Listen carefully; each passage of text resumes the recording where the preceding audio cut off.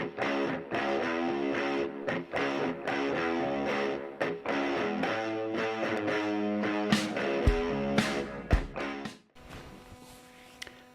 everyone, thanks for tuning in. Thought I would give you guys a little overview on something I find sort of the pinnacle of what is of collectability. You know, I gave a little bit of an overview on the last video about the certain categories of how do you rate gear and some of the points around, you know, what it means at certain levels of condition. But this week I thought I would kind of show you when we talk about having sort of everything for a unit, and when we're talking about the very top of conditioning and what comes with it, most of the time we think of having the box and the unit. You know, that's sort of the minimum if you want to sort of head up above perfect or mint condition or very good condition. You know, what can you do that goes a little bit higher? And that is include the box, of course. Just like every other collectible where something came in a box, if you have the unit and the box, and especially if, and it's like, think of toys and things like that. If you have the toy in a box that's never been opened, you know, that's new old stock, and that's essentially the best you can get. But there are some categories under that that are very significant. They're just not NOS level. And so when it comes to audio gear, it's similar to that aspect. Condition is, of course, the number one category. You look at the condition of the unit, and then after that, does the box come with it? And so that sets it apart from all the other units, which is the majority, that don't have or didn't include a box. But what else went in the box? And that's another level of detail that we don't often talk about. So when you open the box, you got lots of other stuff typically. And in this case, it came with a caution card that sort of walked through some of the common sense things of, you know, don't take a shower with your receiver, you know, common sense things like that, to don't, you know, electrocute yourself. Every unit, everything from electronics always had a warranty card. And if you guys never did this, but what you did was you put your model number on it, your serial number, and then you'd put a postage stamp on it and then mail it back to the company, and that documented when you bought it and that your unit was now under warranty. And for how long, right? Because they typically had an expiration date. So having the warranty card, while it doesn't do anything for us today, it's nice to have.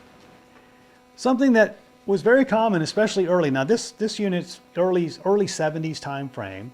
And back then they would actually include a laminated card, and it would tell you all about your unit and tell you how to turn it on and what the switches do, and it's very well done.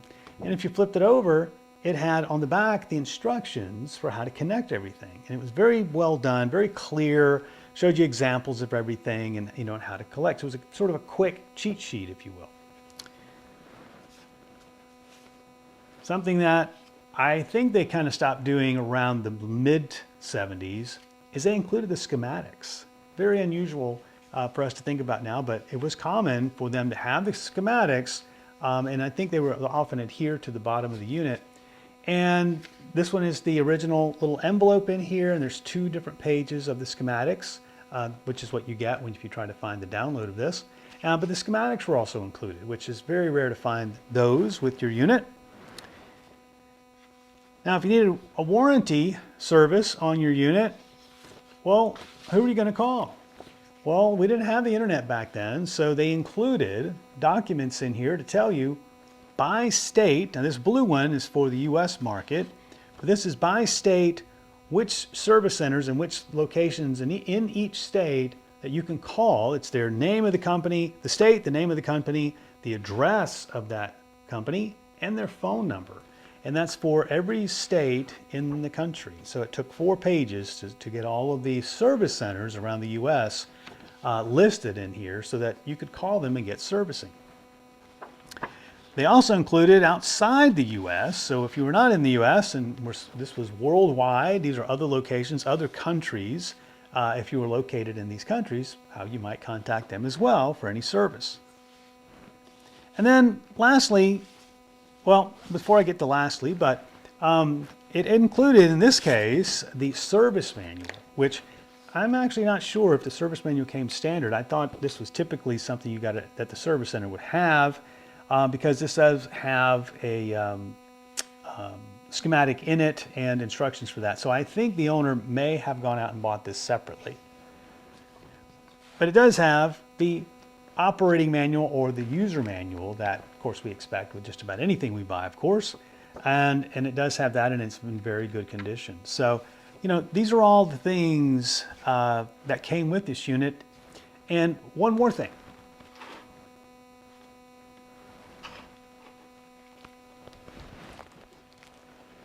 This one had a little packet. I'm not sure if it came with this unit or not, but it includes a cloth for polishing and cleaning the wood grain of the stereo itself, because this has a real wood veneer. So it came with an actual little polishing cloth. It says Sansui on it. So pretty cool.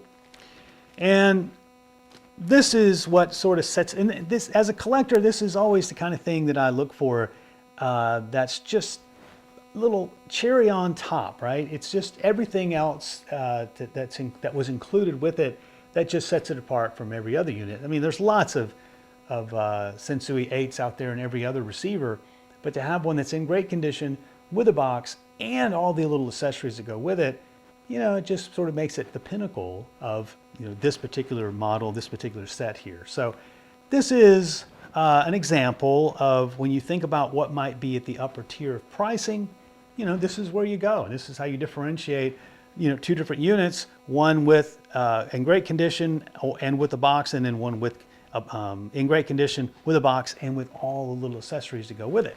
So those are little nuances that you go into that level of detail when you're trying to really price something out, you know, into some excruciating detail in some cases. But anyway, I thought it would be kind of fun to share with you guys some of the stuff that you know, used to come with these things, and it's so fun to find those things now and still intact and still with the unit as it sits today, some 50 some odd years later. So I hope you enjoyed that. I've been quite busy here prepping things, have sold a lot of stuff, and getting some holes here and there that I'm working to fill in with other gear, but been extremely busy. Apologies if I've not been able to get back to you. If it's been a while and I haven't gotten back to you with an update on something, feel free to reach out. Don't hesitate, send me a note, and I'll let you know where I am, or at least try to give you an update on if I'm getting close to getting to something that you're looking for. So don't be afraid to reach out and you know, ask any questions.